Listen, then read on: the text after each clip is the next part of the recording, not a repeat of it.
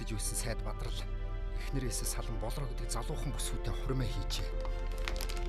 Баттай их суулжийн мэдээснэр түүний шинэ бүсгүйг олрооно.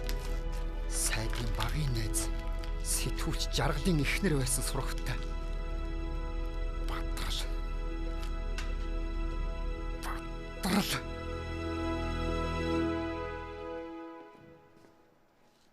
Хойга. Хой харгалзагчаа. Хой манаачаа. Би гарыг дараагаа дуудаад. Дуугаач. Чи ямар ирүүлжүүлэхтэй гав? Чи эндээс үхэж байж гарна заа юу?